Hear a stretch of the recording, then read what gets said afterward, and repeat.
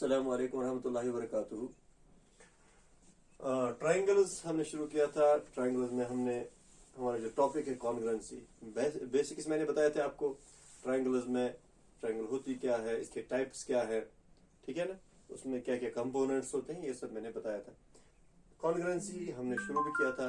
मैंने आपको ये भी बताया था कि कॉन्ग्रुएंसी जो है, it is the equality when two or more figures are equal or same in shape as well as size, then we say that the two figures are congruent. दो figures congruent होती है अगर वो same shape और same size के। Now about triangles, जब हम triangles की बात करते हैं particularly, two or more triangles are said to be congruent if their corresponding sides are equal and their corresponding angles are equal.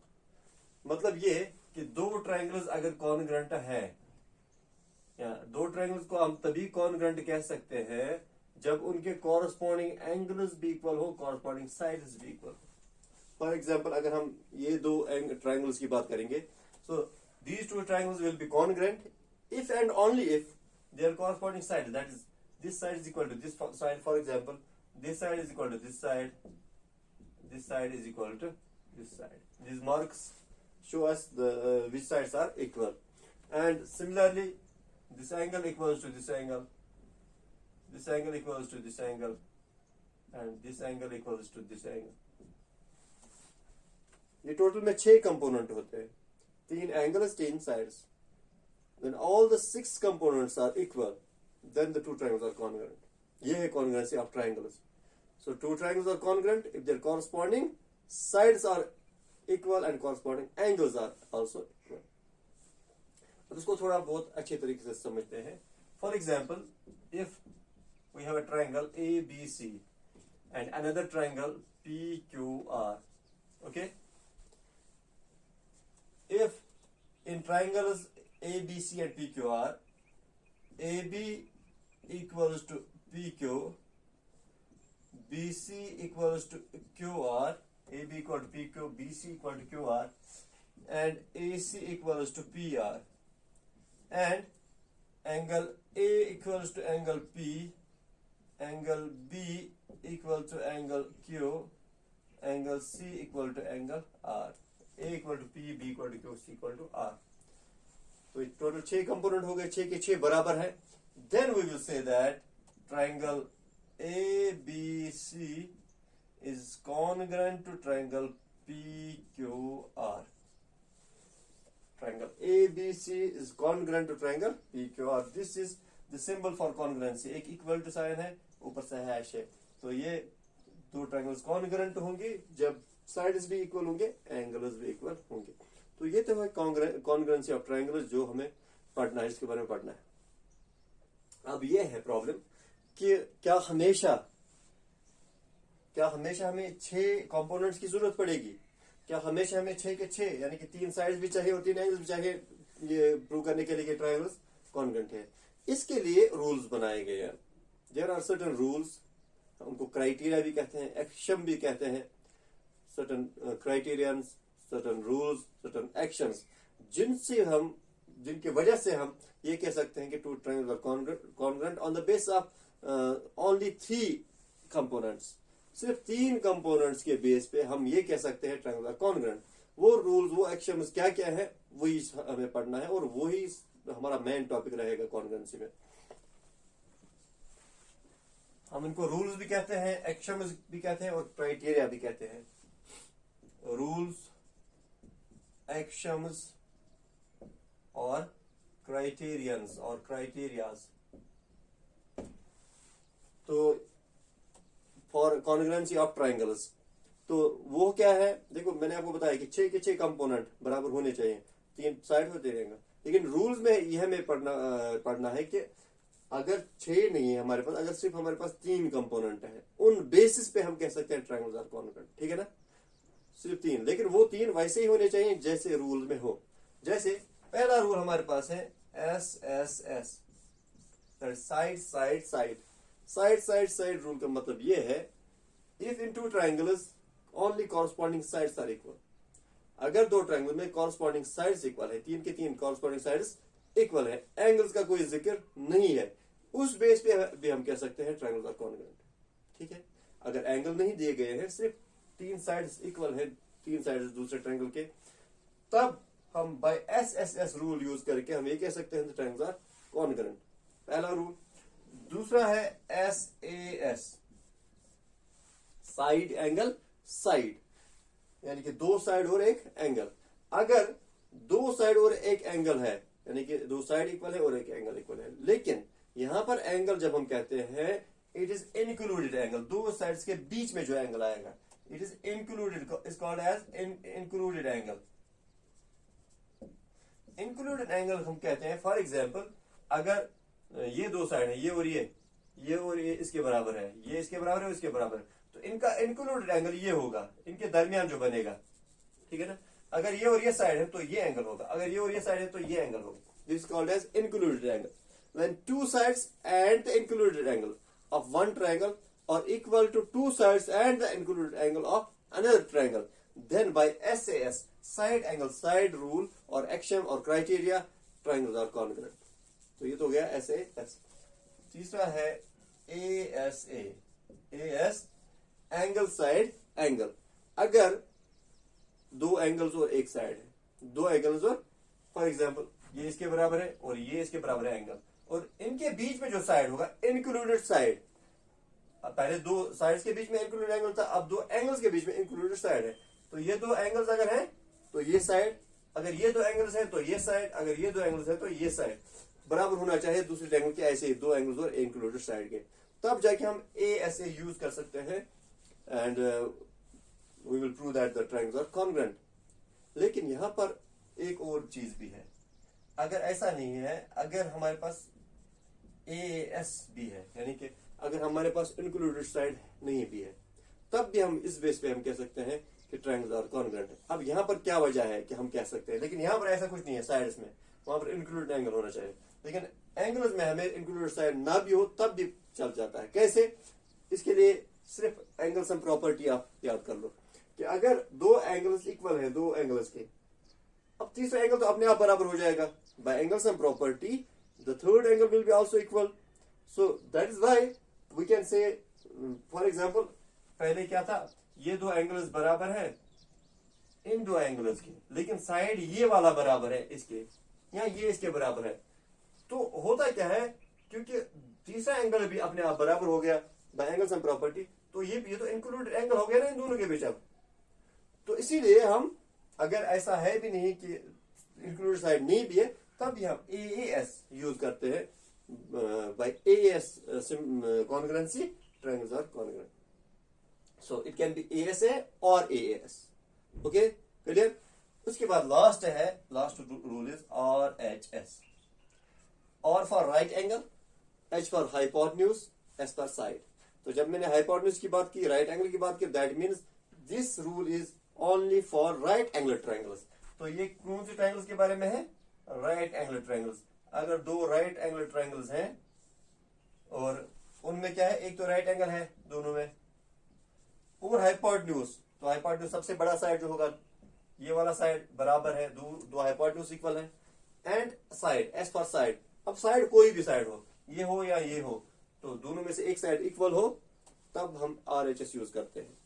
If in 2 right triangles hypotenuse is equal and one of the sides is equal, base और perpendicular में से कोई भी side बराबर हो और hypotenuse बराबर हो, तब RHS यूज होगा और ये 2 ट्रायंगल्स कॉन्ग्रुएंट होंगी। ये तभी होगा जब एक राइट एंगल ट्रायंगल होगी, जब दोनों जो है राइट एंगल ट्रायंगल्स होंगे। तो ये 4 रूल्स हैं, इनके बेस पे हम 2 ट्रायंगल्स को कॉन्ग्रुएंट कह सकते हैं। लेकिन याद रखना, अगर इससे बाहर कुछ भी हो हमारे पास, तो उससे बाहर हम कोई चीज एक्सेप्ट नहीं करते, इसमें कॉन्ग्रुएंसी प्रूव नहीं होती। फिर सिर्फ ये 4 रूल से ही प्रूव होगी कॉन्ग्रुएंसी हमेशा। क्लियर? तो ये है एक्सियम्स, रूल्स और criterions for the congruency of triangles. यही है इसकी बेसिस। हम ये कह सकते हैं कॉन्ग्रुएंसी जो है, कॉन्ग्रुएंसी के पिलर्स यही है। अगर ये पता नहीं है आपको, फिर आपको कॉन्ग्रुएंसी पता नहीं है बिल्कुल भी। अब इसमें एक और खास चीज है जो आपको याद रखनी होगी। अच्छा हाँ, एक चीज और जो मैं पहले आपको बता दूं, फिर मैं आपको वो बताऊंगा। अब जब हमने फॉर एग्जाम्पल कोई भी रूल SAS, फॉर एग्जाम्पल हमने SAS से 2 ट्रायंगल्स को कॉन्ग्रुएंट प्रूव किया, या SSS से या ASA से ASA या ASA या RHS से।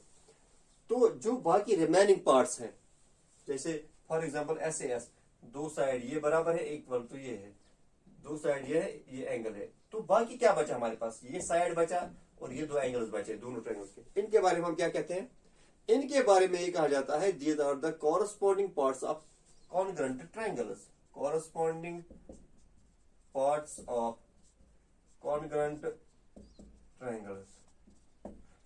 और सिंपल में हम एब्रिविएशन इसकी लिखते हैं CPCT, CPCT, यानी कि जब दो ट्रायंगल्स कॉन्ग्रुएंट ऑलरेडी प्रूव हो चुकी हैं, सो उनके जो अदर पार्ट्स हैं, जो बिल्कुल जिनका जो है जिक्र नहीं हुआ है, उन पार्ट्स के बारे में CPCT कहा जाता है। These are the corresponding parts of congruent triangles. तो वो अपने आप इक्वल हो जाएंगे, उनको आप इक्वल दिखा सकते हो, लेकिन रीजन क्या लिखोगे, CPCT, corresponding parts of congruent triangles. ठीक है ना, ये भी एक अहम बात है इसमें। अब जो मैं आपको सबसे अहम बात बताने जा रहा हूं इसमें, इसका ख्याल रखना बस, वो क्या है, that is called as correspondence. Correspondence, correspondence क्या है, मैं आपको ऐसे समझाता हूं कि अगर फॉर एग्जाम्पल ये दो हाथ है हमारे, ठीक है, दो हाथों को मैं जोड़ रहा हूं बिल्कुल, लिटिल फिंगर के साथ, मिडिल फिंगर से, और थंब के साथ, ठीक है। तब तो अगर हम दूर से कहेंगे, दूर से एक ही हाथ नजर आएगा हमें, तो ये तो है कॉन्ग्रुएंसी जो हम दिखा रहे हैं, सीधी कॉन्ग्रुएंसी, ठीक है ना। लेकिन अगर मैं इसका उल्टा करूं, बिल्कुल ऐसे रखूं, थंब पे जो है लिटिल फिंगर हो जाएगी और लिटिल फिंगर पे थंब हो जाएगा, तो ये बिल्कुल भी दूर से पता चल जाएगा ये दो हाथ है, दो एक हाथ नहीं है, यानी कि ये कॉन्ग्रुएंसी यहाँ पर ये फिट नहीं होते। तो कॉरस्पॉन्डेंस हमें यही चीज सिखाता है, how to fit two triangles और टू फिगर्स। कैसे, इसमें जो है, इसमें नाम की अहमियत होती है, कॉरस्पॉन्डेंस में नाम की अहमियत होती है कि हम जो ट्रायंगल का नाम लिख रहे हैं या दो ट्रायंगल्स का नाम लिख रहे हैं, तो वो किस हिसाब से, वो उसी हिसाब से होना चाहिए जिस हिसाब से साइड्स इक्वल है या एंगल्स इक्वल है। अगर उस हिसाब से नहीं है, then you are doing wrong, तो आप जो है फिर गलत कर रहे हो, फिर आपका क्वेश्चन जो आप सॉल्व कर रहे हो या कोई भी चीज आप कर रहे हो वो गलत है, वो फिर वैलिड नहीं मानी जाती है। It's only valid if the correspondence is right. कैसे, for example if we have proved by SSS, say for example AB is equal to PQ, BC is equal to QR, AC is equal to PR, तो तीनों sides बराबर है और हमने prove किया by SSS triangle are congruent.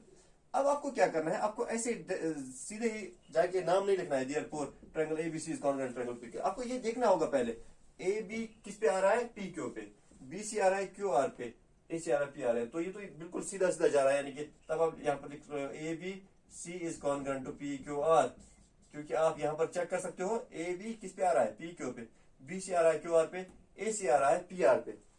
लेकिन अगर यहां पर स्लाइड चेंज किया जाए, अगर ऐसा हो AB is equal to QR, BC is equal to PQ, for example हमने इन दोनों में चेंज किया, तो अब जो है, अब यहां पर बिल्कुल ये सारा इनवैलिड है।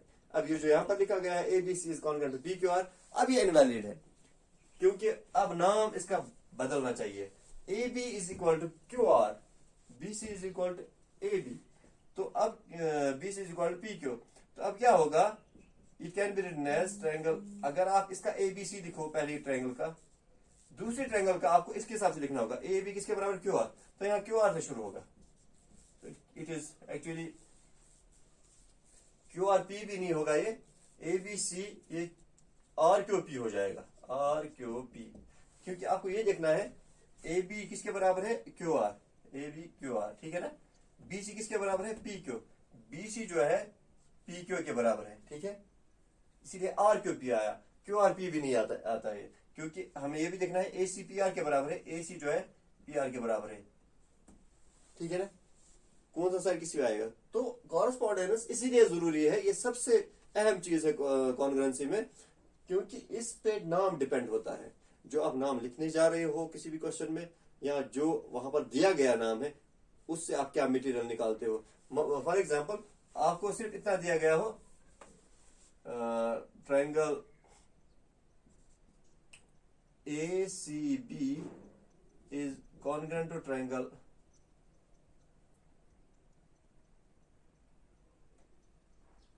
QPR. Triangle ACB is congruent triangle QPR। तो आपको इससे क्या मिलता है? और कुछ नहीं दिया है, बस इतना दिया है। आप बताइए कौन सा साइड किसके बराबर है, कौन सा एंगल किसके बराबर है। आप बिल्कुल नाम से पता कर सकते हो कि कौन सा साइड किसके बराबर है, कौन सा एंगल किसके बराबर है। आप ये लिख सकते हो here AC is equal to QP, BC is equal to PR या RP, AB is equal to QR। ठीक है, क्योंकि नाम से पता चल जाता है। इस तरीके से एंगल कौन सा किसके बराबर है, एंगल A जो है एंगल Q के बराबर है, एंगल C जो है एंगल P के बराबर है, एंगल B जो है एंगल R के बराबर है। तो ये है कॉरस्पॉन्डेंस। ओके, कॉरस्पॉन्डेंस का मैं सिंबल भी बताता हूं, हालांकि आपको शोर नहीं करना, फिर भी अगर पता होना चाहिए। फॉर एग्जांपल अगर ऐसा है, अगर for example triangle ABC is congruent triangle PQR, तो आप कैसे लिखोगे? A is correspondent to P, B is correspondent to Q, C is correspondent to R। Correspondence ये दो एरो वाला, जैसे हम लाइन को डिनोट करते हैं ना, वैसे दोनों साइड एरो होता है, तो इसको कॉरस्पॉन्डेंस कहते हैं। सो यानी कि A जो है पॉइंट किस पे आ जाएगा, अगर हम ओवरलैप करेंगे, एक ट्रायंगल को उठा के दूसरे ट्रायंगल पे रखेंगे, तो A P पे आएगा, B Q पे आएगा, C R पे आएगा। तो ये है कॉरस्पॉन्डेंस। और इसको आप ध्यान में रखोगे, रूल्स को ध्यान में रखोगे, जो मैंने आपको बताया कि जो एक्शंस हैं, रूल्स हैं, क्राइटेरिया है, तो फिर आप कोई भी क्वेश्चन कर सकते हो। आपको क्या करना होगा, इसमें आपको क्वेश्चन में दिया होगा तीन, मैंने आपको बताया ना कि तीन पार्ट्स तो होंगे आपके पास, चाहे वो दो साइड और एक एंगल हो, चाहे दो एंगल और एक साइड हो, चाहे तीन साइड हो, चाहे वो RHS हो। तो लेकिन ये होगा कभी कभी क्वेश्चन में कोई चीज हिडन होती है, नहीं दो चीज तो बिल्कुल दिखाई दे रही है, this is side is equal this, side is equal this, लेकिन तीसरी साइड जो है या तीसरा एंगल जो है वो आपको ढूंढना होता है। वो है वहां पर, लेकिन आपको वो ढूंढना होता है खुद ब खुद, चाहे वो कॉमन हो, कॉमन की शक्ल में हो, दो ट्रायंगल में कोई चीज कॉमन हो, या कोई और चीज से आप बता सकते हो। कहीं राइट एंगल दिया है लेकिन आपको पता नहीं चल रहा है, आप ये कह रहे हो कि आपको हर बार थोड़ी ऐसे दिया होगा कि this is equal to this, this is equal to, तीनों साइड दिए गए हैं, फिर आपको बताना है। वो तो बहुत आसान हो जाएगा। फिर आपको दो साइड तो बिल्कुल, या दो एंगल्स, या कभी कभी एक साइड और एक एंगल बिल्कुल क्लियरली दिया होगा, लेकिन एक हिडन होगा क्वेश्चन में, ये वो आपको ढूंढना है। बस फिर आपको देखना है कि रूल कौन सा यूज होता है, वो रूल यूज करके आप ट्रायंगल्स को कॉन्ग्रुएंट बता सकते हो। इंशाअल्लाह हम एक्सरसाइज के कुछ क्वेश्चंस लेके अगले इसमें क्लास में फिर आएंगे। तब तक के लिए फी अमानिल्लाह, अपना ख्याल रखें। खुदा हाफिज।